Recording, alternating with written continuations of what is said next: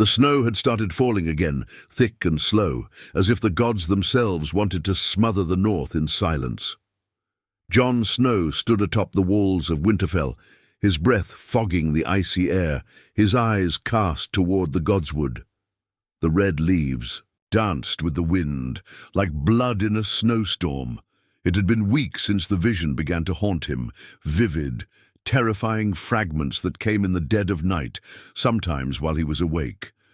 They came with the heat of dragonfire and the chill of death. He hadn't told anyone, not even Arya. In his visions he saw a shadow, a cloaked figure, small and quick like a predator. The figure always crept into the great hall, a dagger in hand, eyes gleaming with malice. And then came the blood, the screams, Sansa's lifeless body on the floor, Bran in his chair, throat slit, Jon's own hands trembling with rage as he struck the killer down. Only once had the vision shown the attacker's face, and that had been the most damning moment. It was Arya. He had jolted from sleep that night, sweat pouring down his back despite the cold. Arya's face, calm, almost relieved, before the blow landed. In the dream, she didn't resist. She only whispered one word before dying. Brother. Jon refused to believe it, but the vision returned. Again and again, the same outcome, the same blood, the same haunting image of Arya dying at his hands. Visions lie, Jon muttered to himself, pacing the courtyard. They twist the truth, but what if they didn't? Arya had changed. Everyone said it, even Bran, though he was always cryptic. She was quiet now, secretive, disappearing for days. She wouldn't say where she went, only that she was doing what needed to be done. The faceless men had trained her in death, assassination, disguise. She didn't even look the same when the wind caught her just right, like she wore a mask behind her smile. He hated doubting her, but the image was burned into him like dragon fire. He couldn't sleep, couldn't eat. Every time he saw her, he remembered the blood on his hands. One night after a council meeting, Jon asked her to walk with him. "To the Godswood," he said, trying to sound casual. Arya nodded, suspicion flickering in her eyes for just a second before she smiled. They walked in silence beneath the weirwood tree. The face carved in the bark seemed to cry red tears watching them. The snow muffled their steps. "I've missed this," Arya said softly. "Just the two of us, like before." Jon nodded. His fingers twitched beneath his cloak, touching the pommel of Longclaw. He hated himself for it. "You're not sleeping," she said, tilting her head. "No," he admitted. "I've been seeing things, dreams, visions." Arya stiffened. "About what?" He didn't answer. Instead, he turned to her fully. "If you ever thought someone close to you might betray the family, what would you do?" Arya's face didn't change, but her eyes sharpened like twin blades. "I'd find out if it's true," she said, "and if it was, I'd do what had to be done." Jon swallowed. Arya stepped closer, her voice low. "You think it's me?" "No," he lied. "Not think. You saw me, didn't you? In your vision?" He flinched. Arya stepped back. Hurt flickered across her face, quickly masked. "I would never hurt them. You know that." "I want to believe that," Jon said. "But I can't unsee what I've seen." Arya shook, her head slowly, snowflakes catching in her lashes. "You still think like a Targaryen, obsessing over prophecy, over what might be, not what is." Jon's hand trembled. "What if the prophecy is a warning, not a lie?" Arya reached for him gently. "Then you have to trust the person, not the vision." And then, in that moment, something shifted. The wind howled through the trees. Jon heard a whisper, like a voice on the wind. It said only one thing: "Strike now, or all will fall." Longclaw was in his hand before he realized it. Arya's eyes widened. Her mouth opened, confused, but not afraid. "John?" she whispered. He hesitated, just a second, but the vision screamed behind his eyes, and then the blade was through her. She staggered back, her hand at her stomach. Blood bloomed in the snow like roses. John's heart stopped. Arya looked at him, not in anger, not in betrayal, only pain. Then she fell, and the godswood went silent again. The blood didn't stop. It soaked through her tunic, bright red against the white snow. John dropped Longclaw like it burned him. He staggered forward, catching Arya before her head hit the frozen ground. Her eyes fluttered open, barely. Her lips moved, but no sound came out. "No, no, no," John whispered, cradling her. "Stay with me. Don't do this." His voice cracked. His hands pressed against the wound, trying to stop the flow. But it kept coming. Arya's blood was warm, and it stained his fingers, soaked through his gloves. His sister, his fierce little sister who had survived everything, Joffrey, the faceless men, the long night, dying now, by his hand. She blinked slowly, eyes losing focus. Her hand reached for him weakly. He took it. It was cold already. "I trusted you," she rasped, the words like a ghost in his ears. John's heart shattered in his chest. He didn't speak. He couldn't. He just held her, rocking slightly, eyes blurred with tears. The godswood stood around him in solemn judgment. The weirwood tree loomed overhead, its carved face now unreadable. Whether it mourned or mocked, John couldn't tell. By the time Arya stopped breathing, he was numb. He sat there with her in his arms until the snow covered them both like a burial shroud. It was Ghost who found them first, his white fur blending into the snowfall, only the red eyes gleaming in the dim light. The direwolf whined low in his throat, circling the scene. He sniffed at Arya, then let out a soft, heartbroken howl. The sound drew others. Sansa arrived next, bundled in her heavy cloak, her expression one of concern, until she saw the blood. Her mouth fell open, then slowly closed as she looked at John. He didn't speak, didn't move. Her gaze shifted to Arya's lifeless form. Then came the scream. It echoed across Winterfell, raw and shaking, a sound of grief that cracked stone.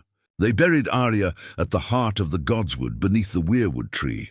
Bran said nothing. He stared ahead with those pale, unblinking eyes of his, as if he'd seen it before. Perhaps he had. Perhaps he'd let it happen. Sansa refused to speak to John.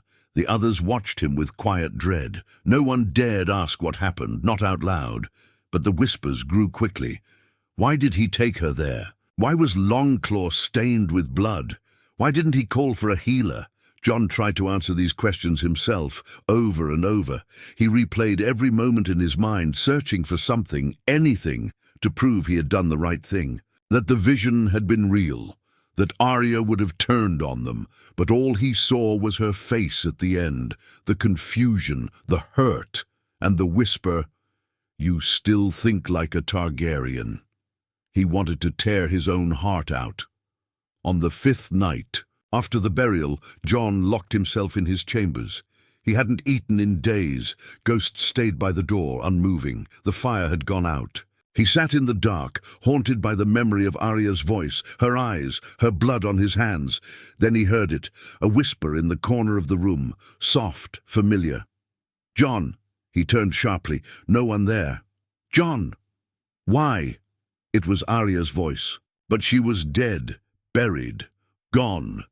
He stood, panic and grief surging through him. "Who's there?" Silence. Then, in the mirror across the room, her reflection. Not flesh and blood. Something else. Pale, hollow-eyed, sad. He staggered toward it. "Arya?" Her image tilted its head. "You believed a lie." It was the vision. "I saw you. I saw you." "You saw what they wanted you to see." John shook his head, stepping back. "No. No, you can't be real." The image flickered. "The godswood listens. It remembers. You spilled innocent blood beneath its branches. The North will not forget." And then the reflection vanished. John dropped to his knees. He had thought the vision was a warning, a glimpse of the future, but maybe it had been something else entirely. A test, and he had failed. Winterfell had changed. It wasn't something John could name outright, but he felt it, in the way the fires seemed dimmer, the way the halls echoed longer, the way servants avoided his gaze, and how the guards kept their hands closer to their hilts when he passed. The North was loyal, yes, but not blind. They had loved Arya. She was the ghost who returned home and refused to be broken, the one who whispered death into the ears of her enemies and came back with blood on her hands, and justice in her eyes. And now she was gone, buried beneath the weirwood roots because Jon Snow, their king, their supposed savior, had seen something. But no one else had. He barely left his chambers. When he did, he walked like a man carrying a corpse on his back. Sansa still hadn't spoken a word to him since Arya's death. When they crossed paths, she looked at him like she didn't know him anymore, like he wasn't her brother, just the man who murdered her sister. Bran was worse. He said nothing, but those eyes, those cold, unreadable eyes, watched Jon like he was already dead. It was driving him mad. He needed answers, needed proof he hadn't killed her in vain. He couldn't accept that the vision had been a lie. There had to be something, some root of it. Some truth twisted through the dream. So, on the 7th night, long after the castle had gone quiet, Jon returned to the Godswood. The snow had stopped, the air was still. The weirwood tree stood silent in the moonlight, its red leaves unmoving, frozen in place. The face carved into its bark seemed different, less sorrowful, more stern, like it was watching, judging. Jon knelt before it. He stared up into its bleeding eyes and whispered, "If I was wrong, show me. If I was deceived, tell me." Silence, then a breath, not wind, not imagination, a breath warm and low behind him. He turned quickly, no one there. Then he saw the shadow.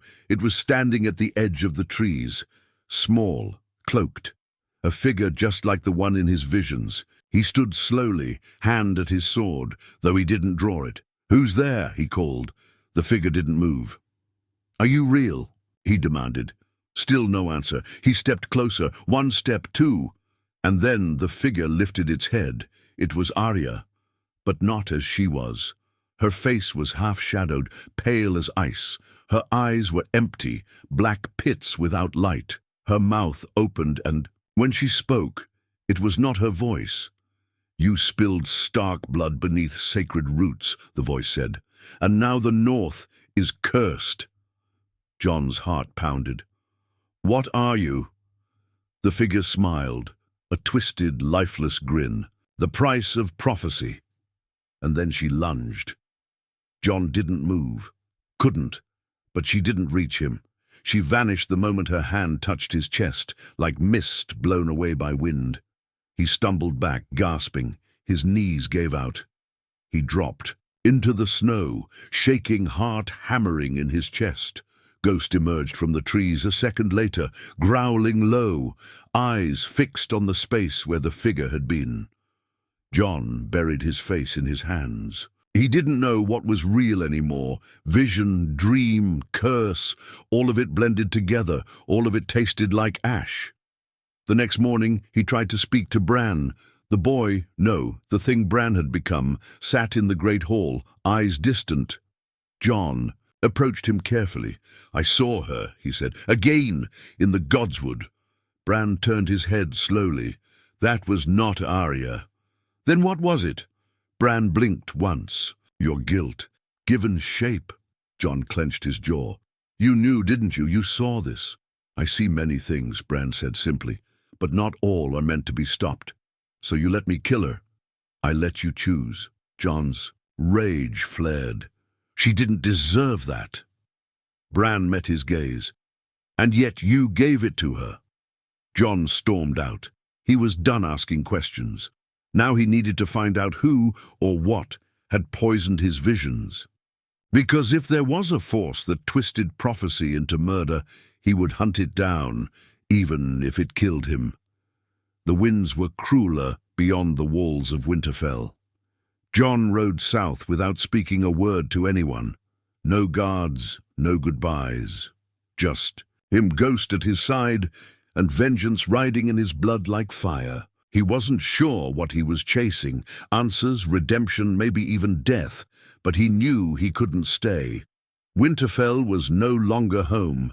It was a tomb with Arya's name on it, and every stone whispered what he had done. His only clue lay in the memory of the visions, the voice that urged him to strike, the creeping shape of the prophecy itself, and one name kept rising to the surface of his thoughts: Melisandre. The Red Woman had once played with fire and fate, claiming visions, and shadows could tell the future. She had brought him back from death once and vanished like a ghost afterward. She had always spoken of the flames that speak, of seeing things that hadn't happened yet. And he knew there were others like her.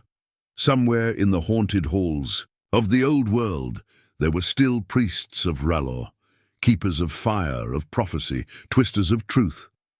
Jon set his course for the Shadow Tower first, near the edge of the wall's remains.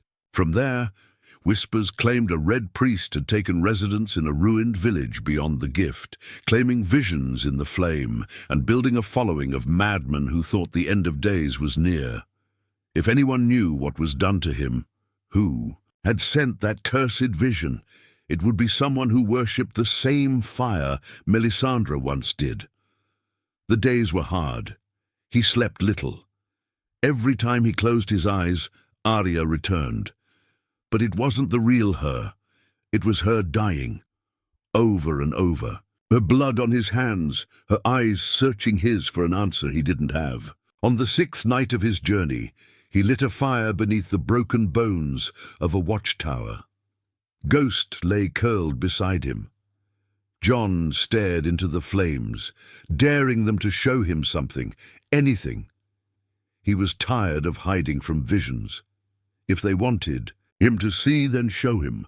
The flames danced, popped, cracked, and then they darkened. In their center he saw the weirwood tree, Arya lying at its roots, but this time her eyes opened, and when they did, they were his. The vision turned. He saw himself, standing above her, blade in hand, but something was wrong. The face wasn't his anymore. It was twisted, melted, half-burned like it had once faced dragon fire and survived. A shadow behind the prophecy. The fire hissed. Then came a voice, so close he flinched. "You seek the root, but you're chasing branches." He stood up fast, drawing his sword. A figure sat at the edge of the firelight, old, robed, barefoot. His eyes were white as milk, but he stared straight at Jon.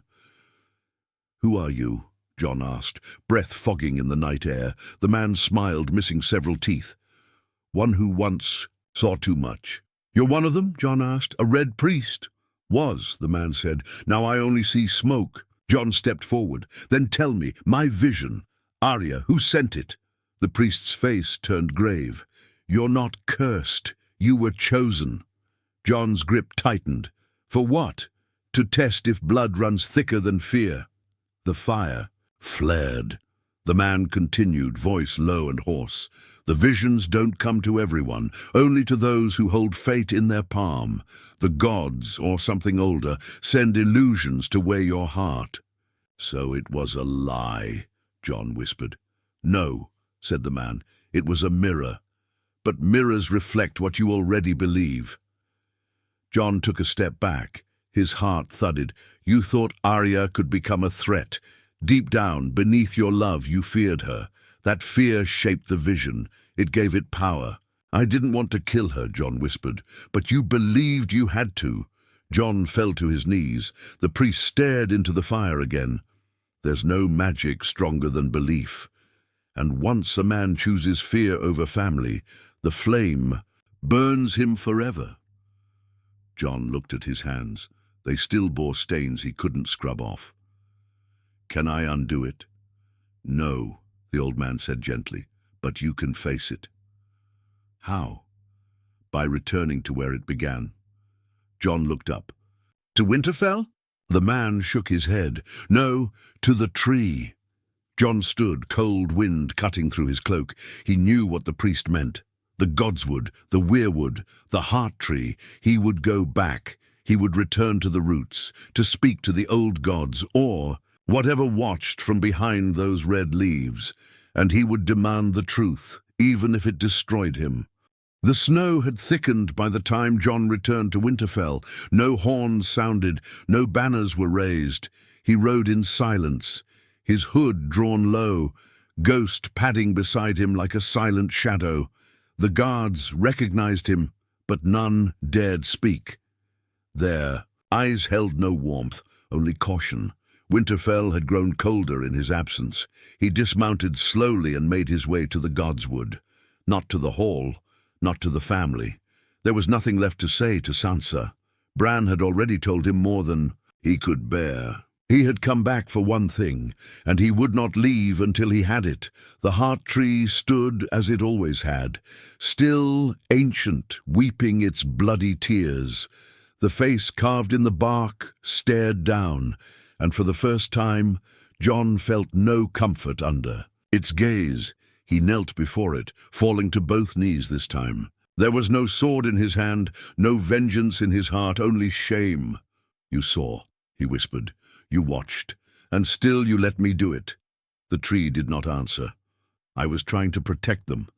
I believed it was her." Still, silence. "I didn't want to. I loved her." The wind stirred just slightly. The red leaves rustled above him like a whisper, like a breath. He closed his eyes. "I need the truth. I need to know if it was ever real, or if I just saw what I feared most. For a long time there was nothing, just the snow, the chill, the sound of Ghost pacing nearby. Then the world shifted, not in a violent way, not like a storm, but like a door creaking open inside his mind. He blinked, and suddenly he was no longer in Winterfell. He stood in the godswood, but it was younger. The trees greener, the weirwood taller, its face not yet so worn by centuries, and before it stood Arya, alive, smiling faintly. He gasped and stepped forward, but she held up a hand. "I'm not real," she said softly. "You know that." "I need to see you," he whispered. "You saw me already," she said. "You just didn't understand." He swallowed hard. "Why did the vision lie?" "It didn't lie. It showed you the shape of your fear," she said. "Not my truth, yours." John's voice cracked. "I thought I was saving everyone." "But you were saving yourself. From the fear that I could turn into something you couldn't control. You let fear lead your hand, not love." He dropped to the ground. "I killed you." She stepped closer. "You killed what you thought I might become. But it wasn't me." "I would give anything to take it back," he choked. She knelt, touching his face. Her hand was warm. "You can't. You never can, but you can tell them. Tell the world what happens when we trust shadows more than people." He looked up at her, tears spilling down his cheeks. "Will they ever forgive me?" "Maybe," she said. "But first, you have to forgive yourself." And then she faded. The godswood returned. John was alone once more. That evening, for the first time since Arya's death, John called the lords of the north to the great hall. He stood before them, not as their king, but as a man broken by what he had done, and he told them everything, the visions, the fear, the voice in the fire, the choice, the mistake. There was no excuse, only truth. Some wept, some left in silence. Sansa sat stone-faced, unmoved. Bran closed his eyes, as if listening to things no one else could hear. John finished with this: "I was chosen by fire, but fire lied, and I let it, because I was afraid. Let my story be the last time fear is called prophecy in the north." No one spoke for a long time. Then Sansa stood. She walked up to him, slowly, looked him in the eye and slapped him across the face, but then she hugged him hard and whispered, "You killed my sister, but you came back to bury your guilt." He didn't hug her back. Not yet. Some wounds don't close, not fully, but in That hall, something broke free, something deeper than sorrow. The shadow of fear lost its hold, and somewhere, deep in the roots of the weirwood, a restless spirit finally slept.